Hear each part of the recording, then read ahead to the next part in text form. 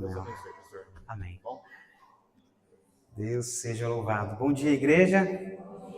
Feliz sábado a todos. Que Deus possa nos usar essa manhã. Amém?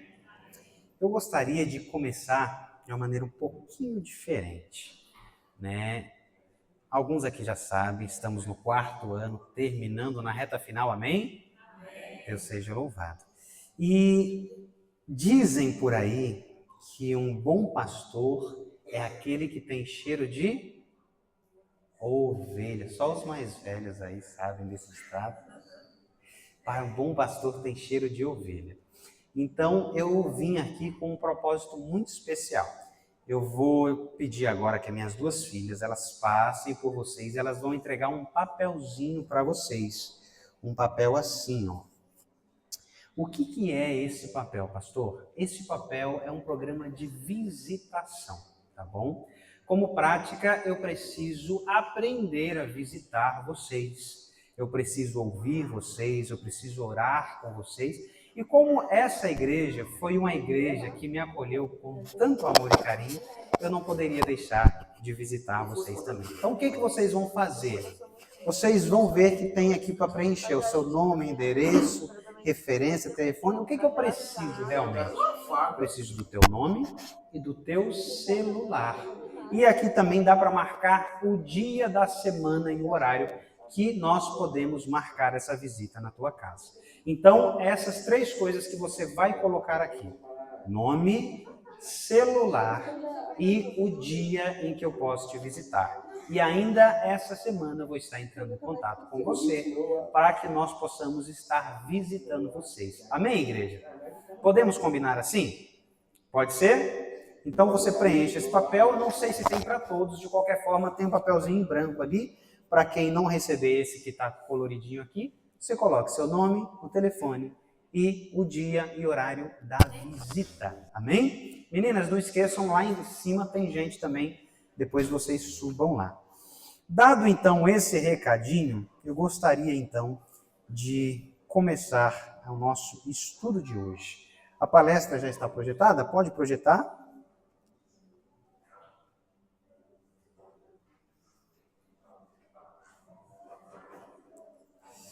Amém. Vamos orar? Pode ser? Vamos fechar os olhos.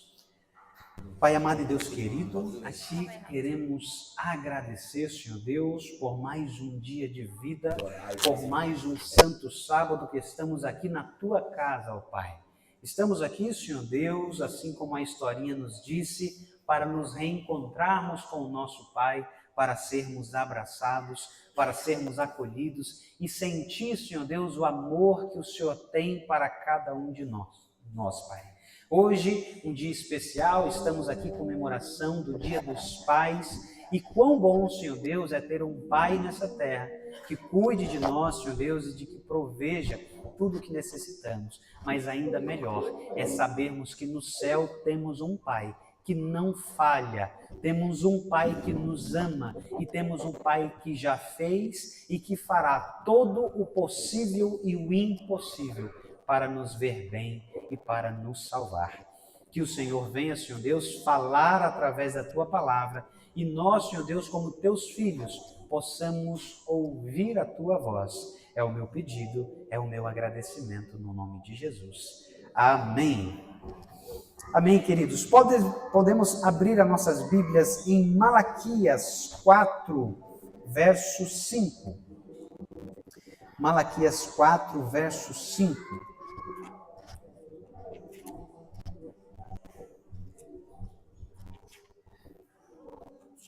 Malaquias, o último livro ali do Antigo Testamento, 4, verso 5.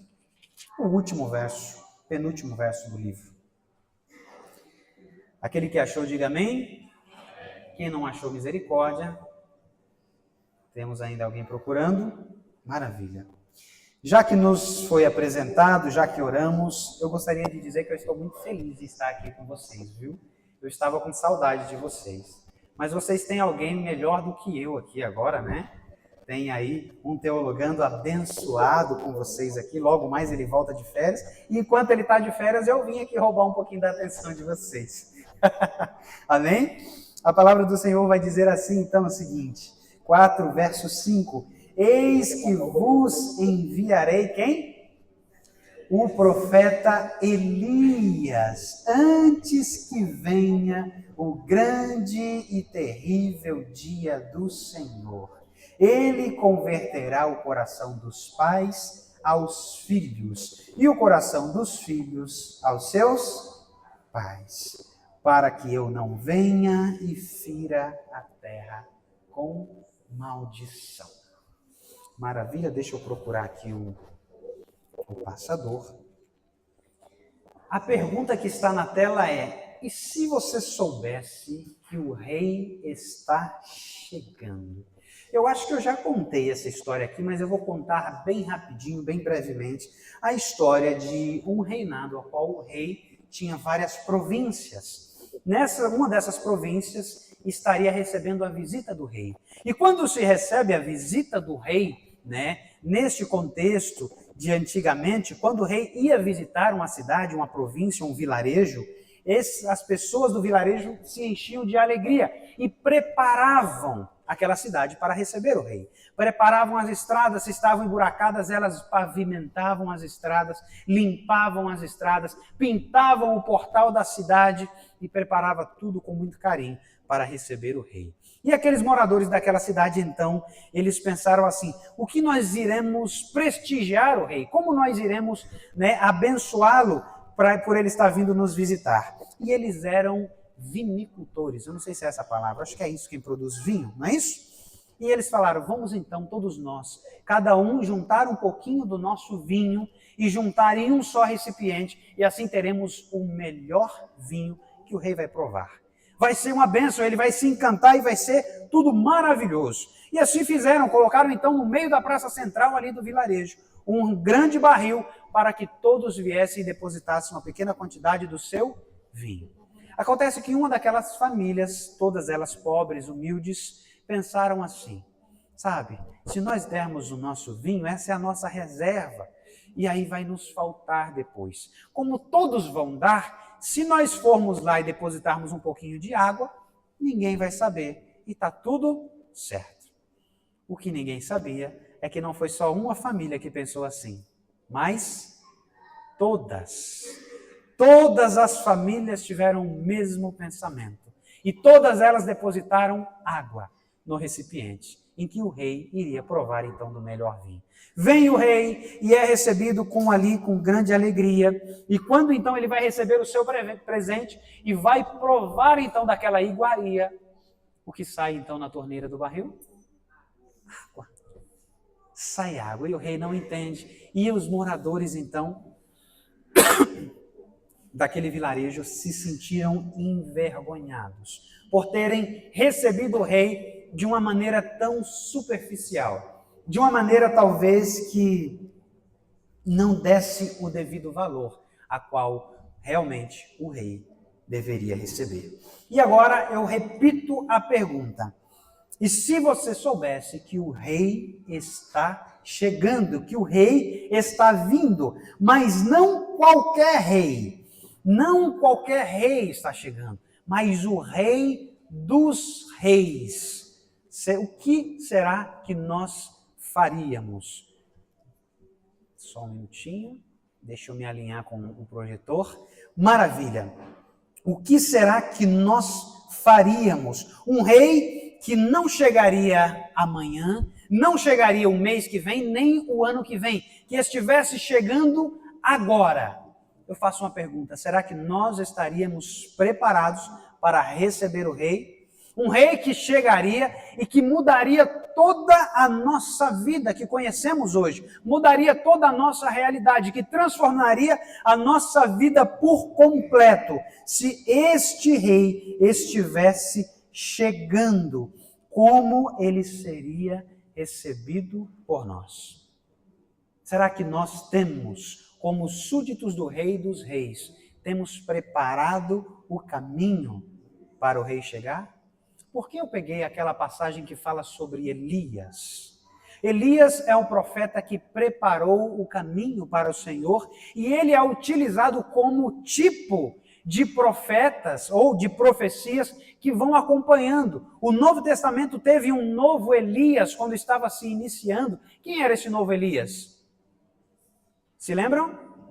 João Batista, era aquele que prepararia o caminho para o Messias, mas a profecia, ela não se aplicava somente ao tempo de Jesus, ela pode muito bem se aplicar também para os nossos dias. E é por isso que nós, então, estamos trazendo essa temática do Elias. Você está preparando o caminho para o rei? Será que nós estamos preparando? Muito obrigado, minha irmã. O caminho para que o rei possa então chegar? O rei está vindo. E olha que interessante, a Bíblia ela nos traz um padrão, ela nos traz ali uma coordenação muito interessante, de que Deus ele nunca aplicava um juízo, ou ele nunca fazia algo por intervenção do povo que ele não tivesse avisado antes. E é por isso que existem os seus servos, os profetas, para que avisassem o povo de algo que Deus estava prestes a fazer. Era assim que funcionava. E a Bíblia ela traz esse padrão. Antes do dilúvio, o povo foi avisado que aconteceria o dilúvio, sim ou não? Sim, foi aplicada ali uma mensagem, uma advertência. Antes da destruição de Sodoma e Gomorra, houve um aviso, sim ou não? Sim, houve um aviso, os anjos foram ali chamar as pessoas e, do mesmo jeito, eles sucumbiram antes da primeira vinda de Jesus. Houve alguém para avisar que o Messias estava chegando, para preparar o caminho, sim ou não? Também havia. E eles creram, sim ou não? Muitos não creram. E antes da segunda vinda de Jesus, será que nós estamos sendo avisados? Sim, nós estamos sendo avisados. Então Deus não faz nada sem antes nos avisar. Sem antes nos avisar. Eu vou passando os textos na tela e eu não vou parar para você abrir a Bíblia. Se você quiser, anote ou acompanhe com a gente na tela. Podemos fazer assim? Talvez eu fale muito, né? E eu não quero passar muito do tempo aqui. Eu tenho certeza que já tem gente com fome, assim como eu estou também. Vamos lá. Isaías 4:3 vai dizer: voz do que clama no deserto, preparai o caminho do Senhor, endireitai no ermo, vereda para o nosso rei. Esse é o texto que fala em que o profeta Elias prepararia o caminho para o Senhor. Elias aparece em um momento de apostasia. Israel estava dividido, né? E alguns ainda acreditavam em Deus, mas outros já estavam adorando a Baal. E o povo estava dividido entre Deus e Baal. Essa era a realidade. E Elias não aparece somente para trazer ali um choque de realidade. A sua mensagem não era vamos tornar a nossa religião confortável, ou vamos tornar a nossa religião confiável, né? Ou vamos tornar a religião coerente. Não era esse o propósito de Elias. A mensagem era a seguinte, está lá em 1 Reis, e vai dizer, até quando cocheareis? O slide precisa... Aí, muito bem.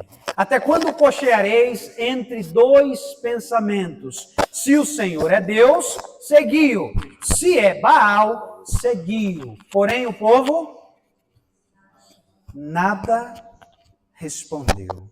O povo nada respondeu. Por que eu grifei a frase que o povo nada respondeu? A pior escolha do ser humano não é escolher o mal.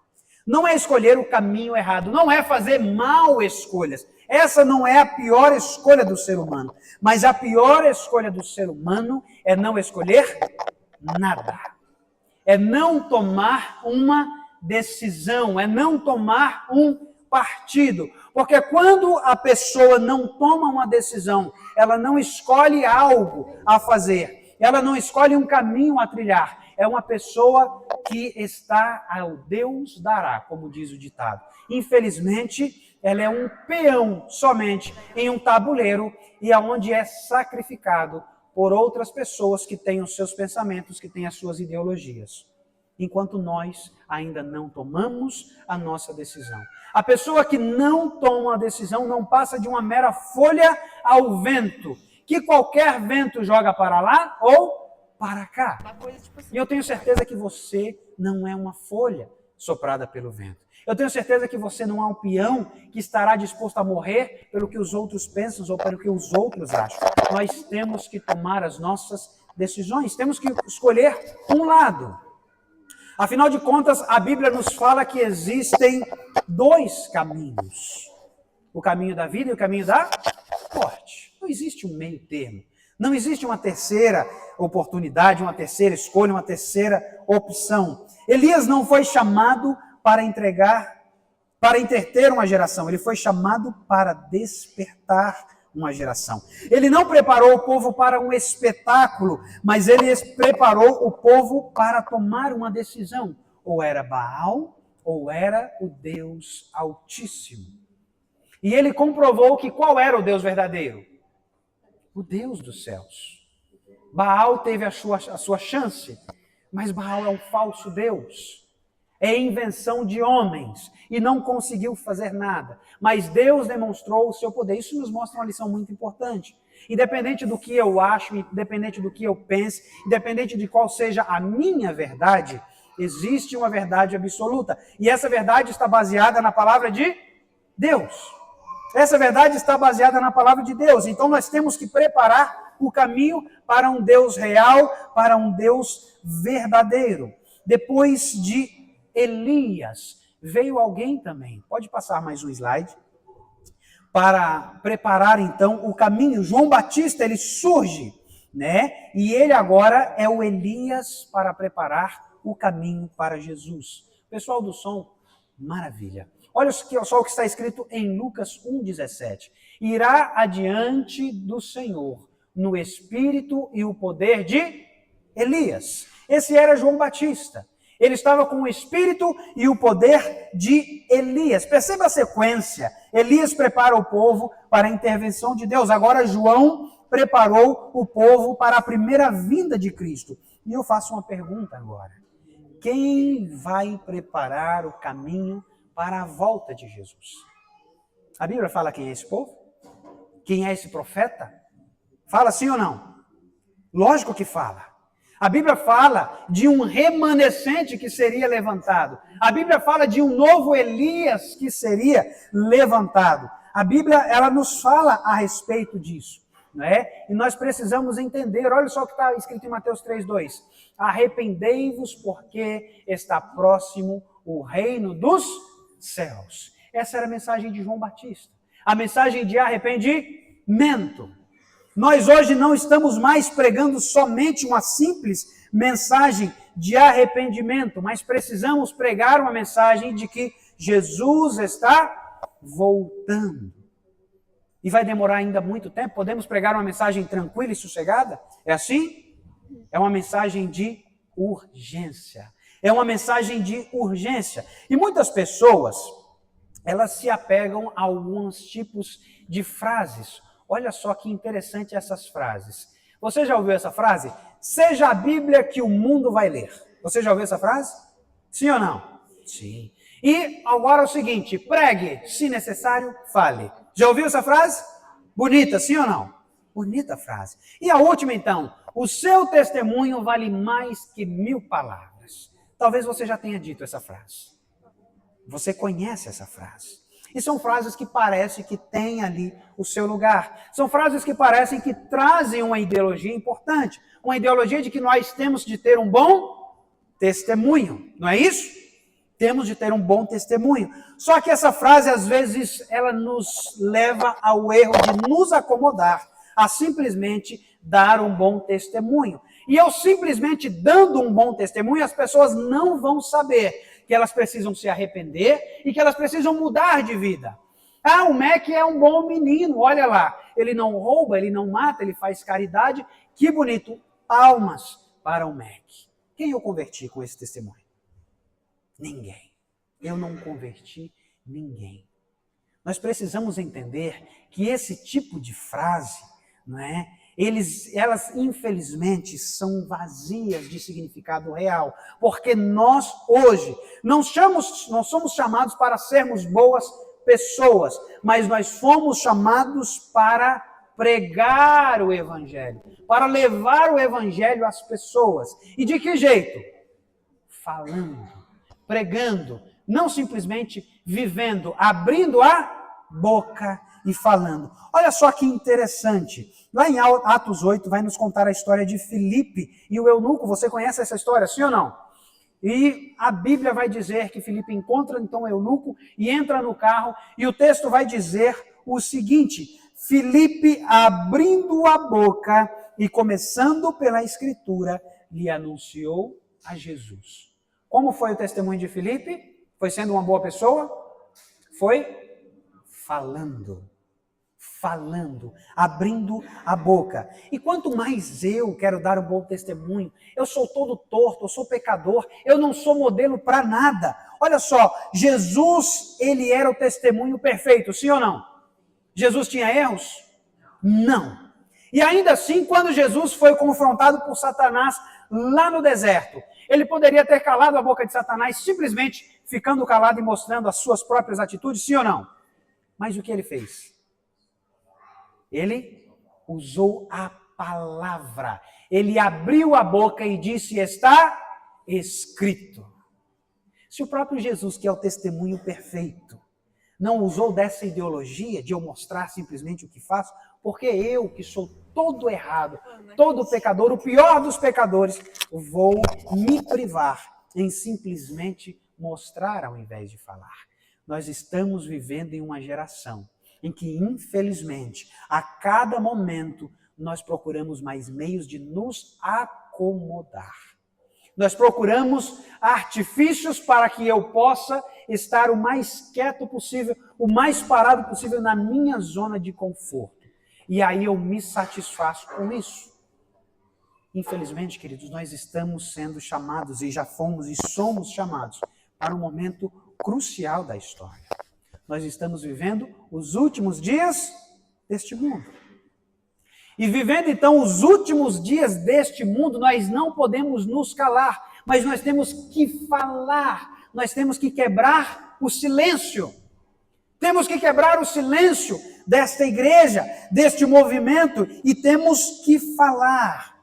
E por quê? Por que precisamos falar? Não é? Olha só, Romanos 10,14. Como então invocarão aquele a quem não creram? E como crerão naquele que não ouviram? E como ouvirão se não houver quem pregue? É necessário que haja pessoas que preguem.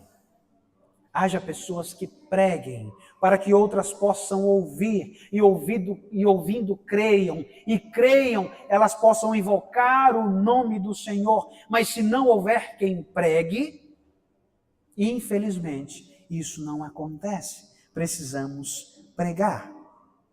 Sabe, queridos, eu estava conversando com um amigo recentemente, e ele ficou, de certa maneira, até incomodado comigo. Eu não sei se porque a igreja dele é diferente de tantas outras igrejas que eu tenho visitado por aí. Mas eu falei para ele o seguinte: Leandro, racionalmente, eu não vejo a igreja sendo a geração que verá Jesus. Racionalmente, eu não enxergo isso. Eu não consigo acreditar que é essa geração que irá preparar o caminho para Jesus. Ele falou: mas por quê, Mac?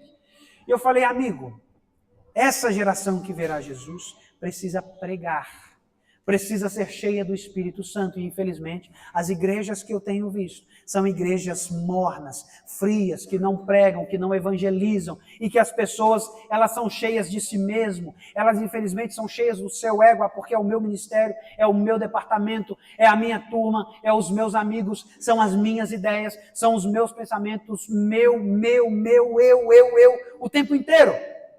E nunca estamos dispostos a largar os nossos próprios problemas para eu sofrer pelo problema do próximo, para eu auxiliar o problema do outro. Infelizmente, as igrejas que eu tenho visto são assim. E são jovens que estão sendo levantados, a qual a geração anterior não tem preparado para isso também. Acompanhe o raciocínio comigo. Quantos aqui tem de 30 anos para mais? Levanta sua mão aí, quem tem 30 a mais. Maravilha. Já estamos aí na metade da vida, os 30 para cima. Eu não quero viver muito mais que 70 anos, não. Então, estou chegando lá também, na metade da vida. Já não sou mais aí um jovenzinho que farma a aura na escola. Eu nem sei se você sabe o que é isso, né? Já não sou mais, e você também não é. Mas, se nós fôssemos assim, rotulados como a geração que deveria preparar o caminho para Jesus, avaliando a igreja como um todo, você acha que o nosso papel está sendo bem cumprido, sim ou não? Não. Maravilha. Então nós não cumprimos o papel. Vamos seguir agora o raciocínio. Se não foi nós, a geração que fez isso, o que nós precisamos fazer agora? Preparar uma outra geração. E aí eu te pergunto, se nós já fomos fracassados em não cumprir esse papel, será que pelo menos no papel de preparar a próxima geração, nós estamos sendo bem-sucedidos? Estamos criando filhos que farmam aura. Eu vi um vídeo na internet recentemente de um rapaz que grava vídeos de moto e ele brinca que está assaltando as pessoas e depois devolve ali o celular, e ele foi assaltar um jovem, e esse jovem, diferente de todos os outros que eu conheço, era um adolescente, e ele falou, rapaz, o motoboy chegou e falou, rapaz, é um assalto, passa o celular. E ele falou, é sério que você vai me assaltar? Ele falou, é sério, passa o celular. E aí o rapaz entregou o celular, e aí aquele rapaz brincou, tirou uma selfie com ele ali, e aí devolveu, falou, é brincadeira e tal, tô só farmando aura. E aí aquele jovem olha para o motoqueiro que estava gravando o vídeo e falou, você conhece Jesus? E ele falou, conheço. Ele falou, você já entregou a sua vida para ele? Ele falou, não. Ele falou, então entregue. Isso é farmar aura. Isso é farmar aura. E eu ouvi aquele vídeo e eu falei, que jovem diferente. Quem dera todos os jovens da igreja tivessem esse pensamento. E eu não desclassifico, eu não tiro de dentro desse jovem as minhas filhas. As minhas filhas, de vez em quando, estão lá fazendo dancinha em casa também. Aí eu sou obrigado a dar umas bicudas para ver se volta para dentro da casinha, né? Dar uns beliscão. Mas, infelizmente, dentro da igreja, na hora do culto, e graças a Deus eu não estou vendo isso aqui, até porque tinha pouca criança hoje, mas quantas igrejas a gente vai e que na hora do culto as crianças estão fazendo o quê? Jogando no celular, assistindo algum vídeo e até desenhando. Crianças que já têm idade para acompanhar a mensagem. A gente acha que não, mas se você colocar um vídeo de um filme de 3 horas ou deixar ela o tempo inteiro, ela vai conseguir absorver as informações da internet, sim ou não? E aí nós achamos os nossos filhos incapazes de absorver a mensagem de um sermão, não é? Estamos criando esse tipo de filhos. Filhos que na hora do culto jogam Free Fire, jogam Roblox, e essa é a vida deles. E essa é a nova geração. Precisamos preparar uma geração para ver Jesus voltar nas nuvens do céu. Eu quero ver isso. E enxergando, como eu falei para vocês, com meus olhos carnais eu não enxergo. Mas quando nós abrimos os olhos espirituais, aí nós começamos a ver o impossível, amém? Aí nós começamos a ver o sobrenatural. E vendo pela fé, pelo olhar de Cristo que me ama e que morreu por mim e que acredita em mim, mesmo eu sendo esse pecador tão falho, eu olho para essa geração também com os olhos da fé. E eu creio que vai ser essa geração que vai pregar o evangelho e que vai preparar o caminho para a volta de Jesus. E eu quero estar vivo neste momento, nem que seja com 98 anos de idade, um super idoso, mas quero ver com os meus olhos a volta de Jesus. Mas nós precisamos acordar. Precisamos abrir os olhos para entender que não estamos vivendo um conto de fada. Já chegou a hora da mudança. A propósito, não era esse hino, chegou a hora, era o do Inário, mas também foi o hino que calhou bem e que encaixou maravilhosamente com a mensagem, não tem problema nenhum. Olha só o seguinte, chegou a hora da mudança, é a hora de acordar. A Bíblia diz o seguinte, desperta, ó tu que dormes, levanta-te de entre os mortos e Cristo te iluminará. É nisso que eu acredito. É nisso que eu creio. E se eu não acreditar, nada mais faz sentido. Se nós não acreditarmos nisso, nada mais faz sentido. Precisamos parar de criticar menos, por menos defeito, e acreditar mais. Acreditar mais. Quantas vezes eu falhei, muitas vezes, em criticar alguém que tentou fazer uma coisa e não conseguiu. E aí vinha uma outra pessoa e falava, parabéns, você foi nota 10. E não foi nota 10. Eu sei que não foi. Eu estava criticando porque não foi. Mas vem o outro e fala, parabéns, você foi nota 10. Qual você acha que é a mensagem que mais atingiu aquela pessoa? A minha ou a de uma pessoa que está incentivando mesmo mediante ao erro? O incentivo. É a pessoa crer mesmo sem enxergar. E nós precisamos crer, nós precisamos motivar, nós precisamos levar essa geração a ser o que talvez eles não sejam hoje. Nós precisamos ser uma geração que talvez nós ainda não somos hoje. E eu pergunto o seguinte, você crê? Você crê, igreja? Amém? Amém. Nós temos que crer nisso. Precisamos crer nisso. Porque se nós não crermos, não faz sentido. 2 Timóteo 4, 1 a 2, Paulo vai falar para o seu filho na fé, Timóteo, na presença de Deus e de Cristo Jesus, que há de julgar os vivos e os mortos por sua manifestação e pelo seu reino. Eu o advirto solenemente. Pregue a palavra. Pregue a palavra. E logo mais ele vai falar o seguinte, pregue em tempo e fora de tempo. Independente da situação em que esteja, independente do momento, se você está sendo assaltado por um motoqueiro, pregue a palavra, esteja preparado. Em tempo e fora de tempo, nós precisamos pregar a palavra. Olha só a sequência em que nós estamos falando. Primeiro, Elias foi o profeta que preparou o caminho no passado. Depois, João Batista também prepara o caminho no passado. E agora o remanescente das escrituras, das profecias, do espírito de profecia. Ele é o presente. E quem é esse remanescente, igreja? Somos nós. Nós somos esse remanescente que vai pregar, que vai preparar as estradas para que possa vir o rei. E eu te aviso com toda a convicção, o rei está vindo. Amém, igreja? O rei está vindo. Ele está vindo. Nós não estamos apenas olhando para episódios na história, estamos olhando para uma responsabilidade. Elias preparou o caminho, João preparou o caminho, e nós estamos aqui. E a pergunta não é quem é o remanescente, ou se eu faço parte do remanescente, a pergunta é, eu estou disposto a fazer parte deste povo? Eu estou disposto a fazer parte de um povo que prepara o mundo para encontrar Jesus? Será que eu estou disposto a deixar o meu conforto, a deixar o meu comodismo e a sofrer por Cristo Jesus? Essa é a pergunta que nós devemos nos fazer. Essa é a pergunta. Sabe, as minhas filhas, elas são crianças espetaculares, eu não estou puxando sardinha porque são minhas. Na verdade, eu até fico assustado que são minhas, né, por serem tão especiais como são.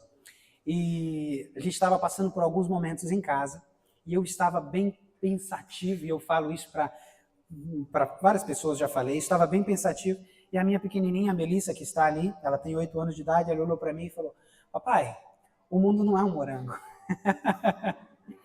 Eu falei, filha, o mundo não é um morango, realmente. E hoje elas dizem que o mundo também não é um limão, é uma laranja, meio docinho e meio azedinho. Às vezes doce e às vezes azedo. Mas ela me disse, papai, o mundo não é um morango.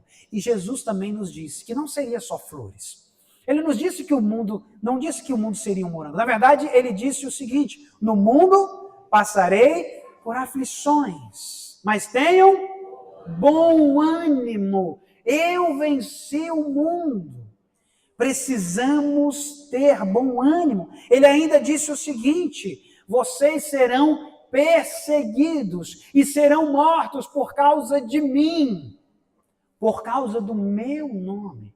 E eu pergunto, será que estamos realmente dispostos a sermos mortos pelo nome de Jesus?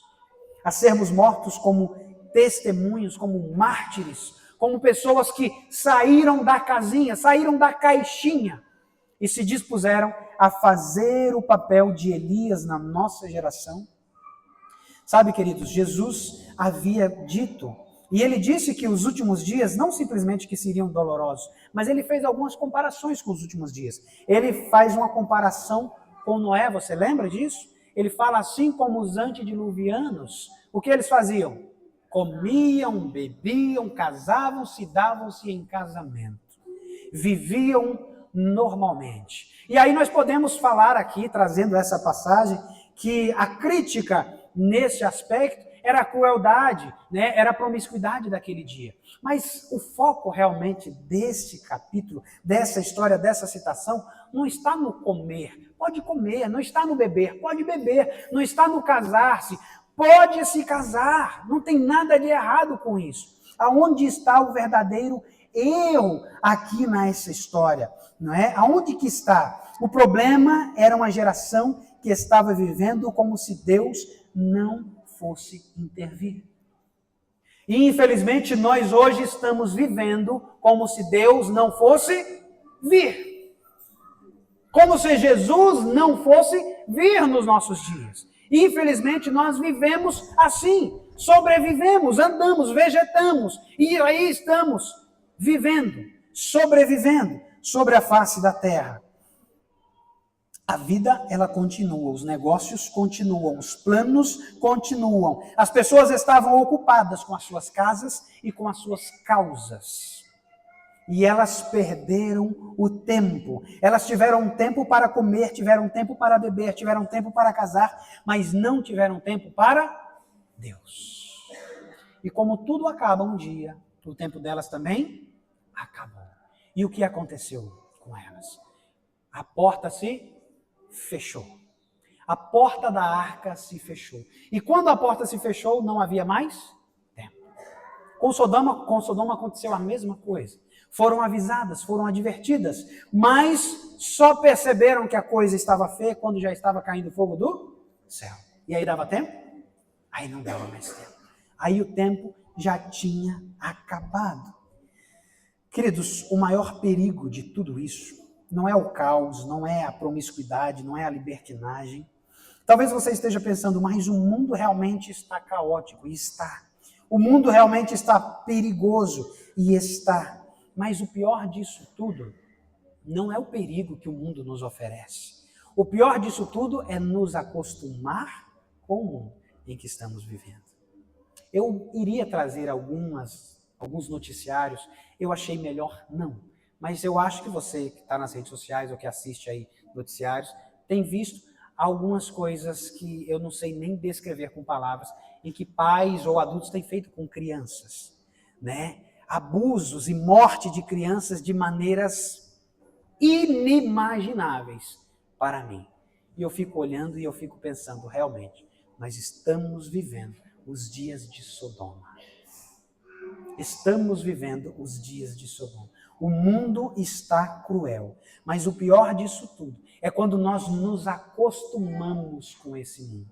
É quando nós vemos uma notícia chocante e nós não nos chocamos mais. É quando nós vemos uma fatalidade e continuamos tomando ou comendo as nossas refeições normalmente. É quando ouvimos que Jesus está voltando e simplesmente respondendo, eu já ouvi isso. Em algum momento da vida, nós estamos neste ambiente, nós estamos vivendo dessa maneira. Quanto à demora, será que Jesus realmente tem demorado?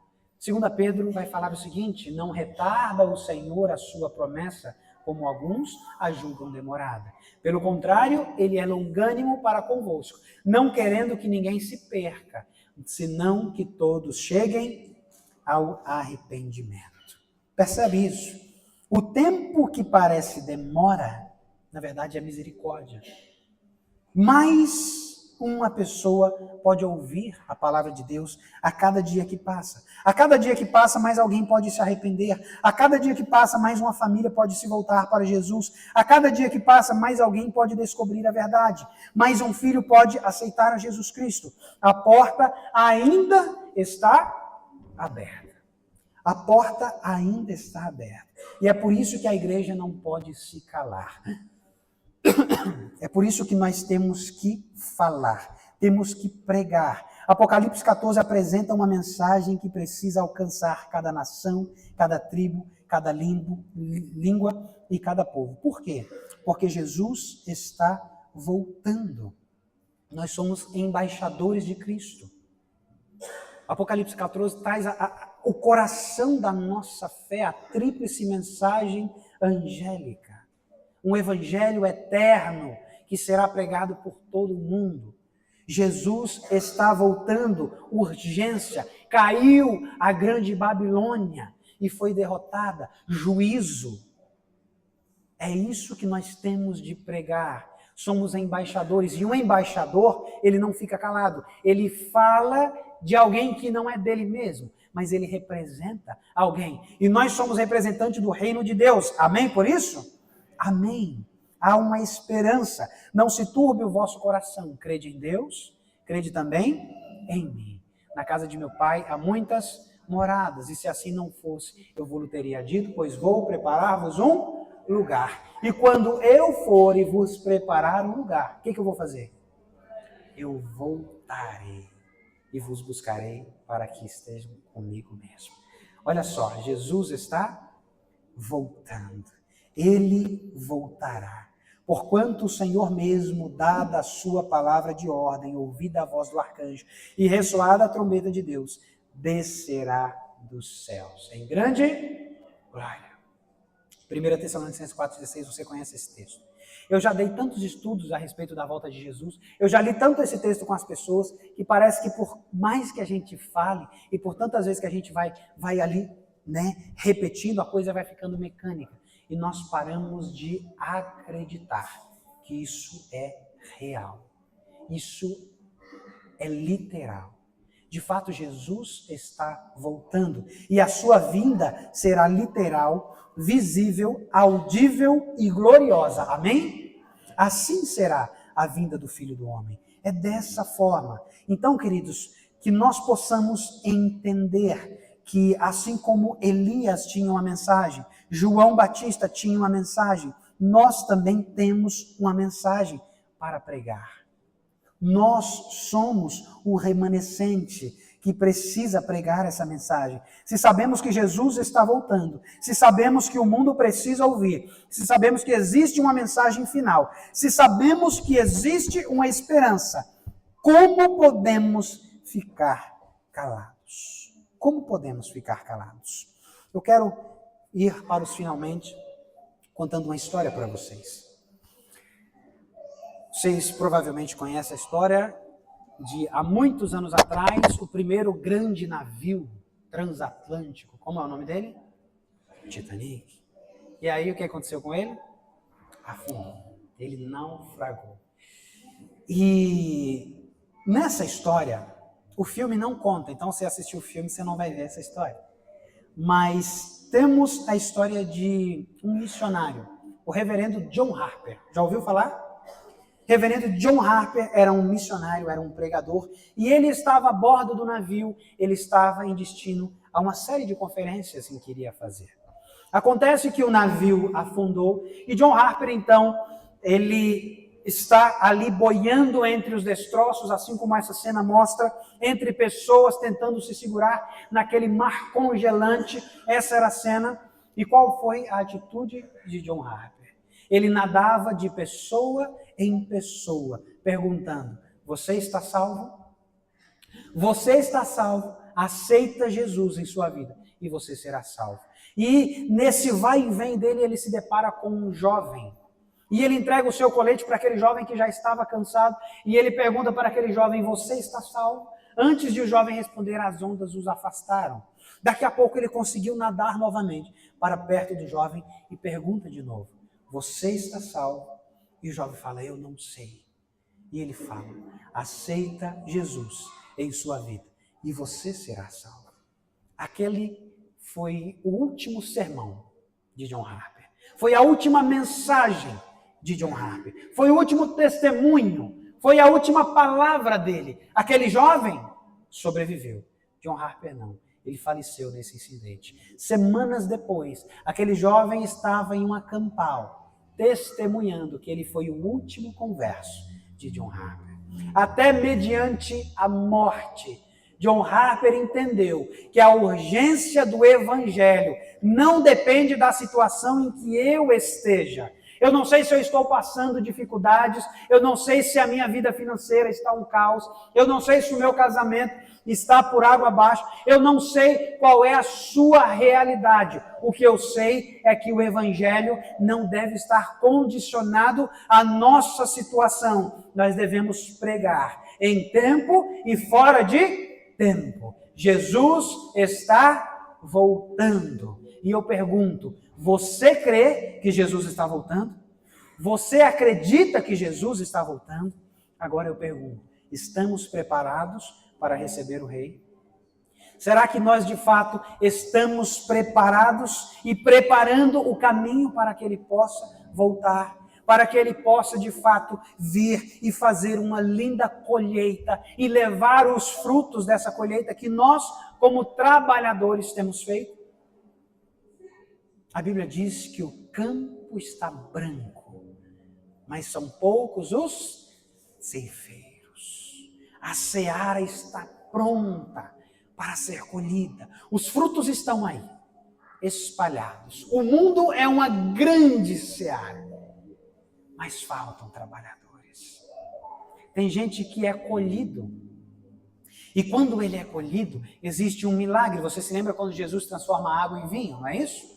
Jesus também transforma um pecador em alguém justificado. Jesus gosta de transformar as coisas.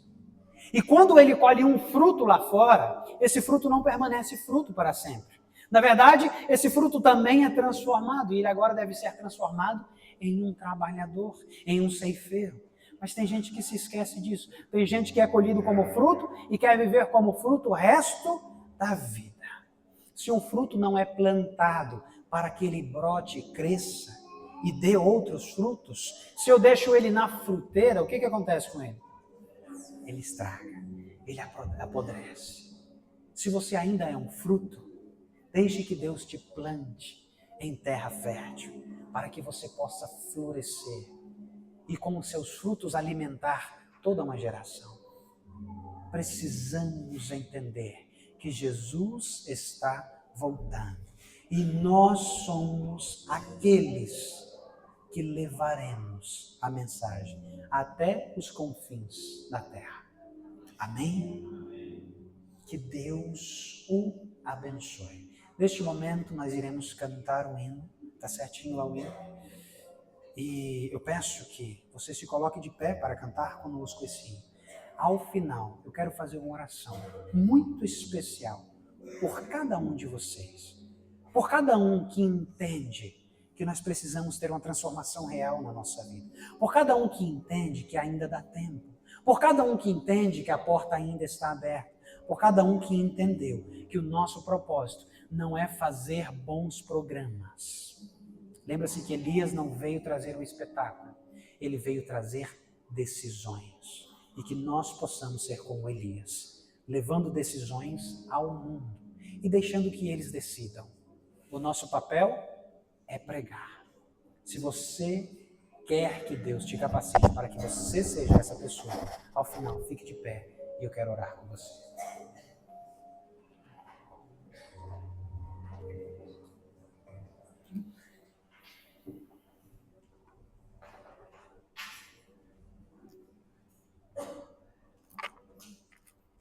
O rei tem vindo.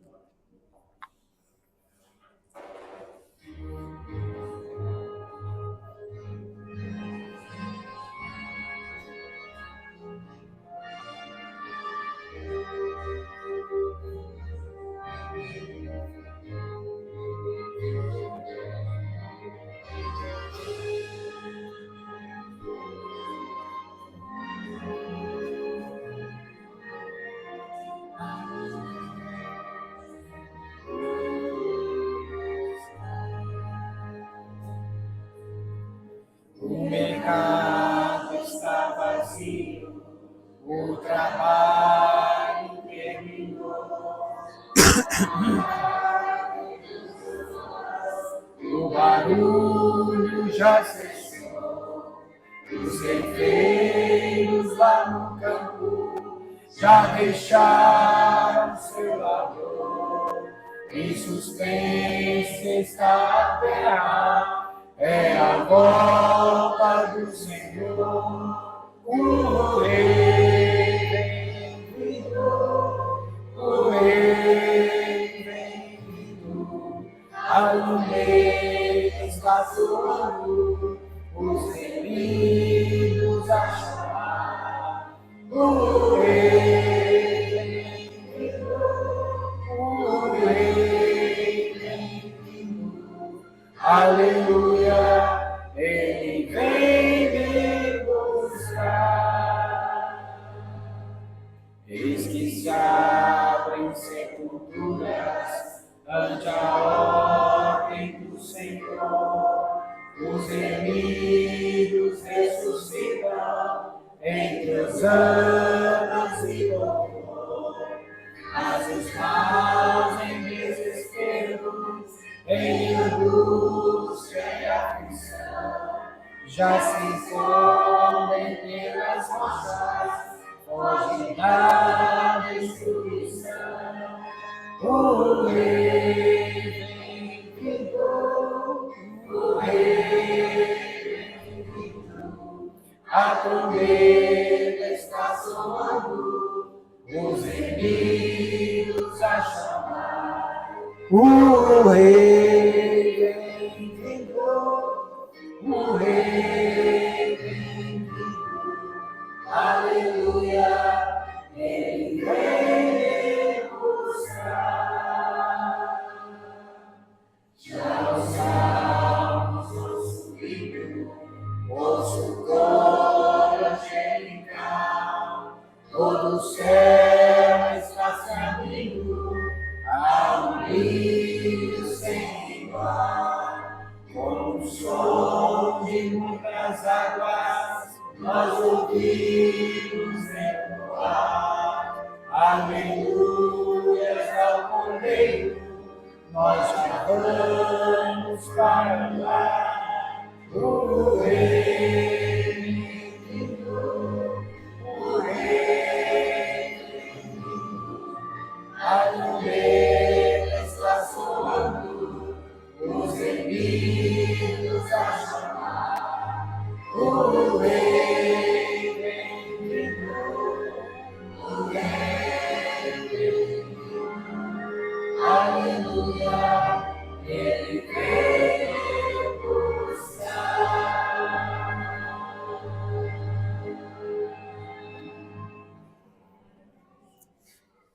Amém, Senhor. Nós cremos que o Senhor está vindo, Pai. O Senhor está, Senhor Deus, se preparando para vir buscar o teu povo. Um povo, Senhor Deus, escolhido, um povo seleto, um povo chamado, um povo, Senhor Deus, justificado. Um povo, Pai amado, a qual o Senhor capacita, o Senhor transforma, o Senhor molda, o Senhor quebranta. Eu quero ser este povo, Pai. E eu te peço que o Senhor faça com que essa igreja seja parte deste povo. Uma pequena fração, Senhor Deus, de um povo que tem se preparado para a tua vinda. E não somente se preparado, mas preparado outras pessoas. Preparado o caminho, que tem ido, Senhor Deus, à seara e colhido frutos para o Senhor. Que o Senhor venha mudar a nossa mente, mudar os nossos hábitos, mudar, Senhor Deus, os nossos pensamentos e nos fazer novas criaturas, Pai. Perdoa, Senhor Deus, também os nossos pecados, Pai. Se são pecados, Senhor Deus, cometidos involuntariamente, se são pecados, Senhor Deus, de ira, pecados, Pai amado, a qual nós escondemos das pessoas, pecados acariciados, Senhor Deus, que o Senhor venha nos perdoar, venha nos capacitar e nos encher do Teu Espírito Santo, Pai. Faz-nos um povo santo, Senhor Deus. Faz-nos, Senhor Deus, um povo que de fato estará preparado para ver o Senhor voltar nas nuvens dos céus. Eu quero, o povo também, Senhor Deus, quer que o Senhor nos capacite para isso. Nos dê um excelente sábado, logo mais um programa abençoado e depois uma feliz semana, é o meu pedido. No santo nome de Jesus. E a igreja diz? Amém. Amém, igreja. Que Deus os abençoe. Que Deus os conduza em seus caminhos e os transforme a cada dia. Um recadinho rápido. O papelzinho é para ser preenchido, se ainda não foi, e entregue a mim lá na porta, tá bom? Eu quero te visitar, não me deixe passar essa vontade. E esse papelzinho, eu pus um dispositivo nele que ele explode se você não devolve. Então, para você não se machucar, eu sugiro que você devolva. É brincadeira, tá, gente? Que Deus os abençoe. Espero chegar à porta, eu quero cumprimentar vocês.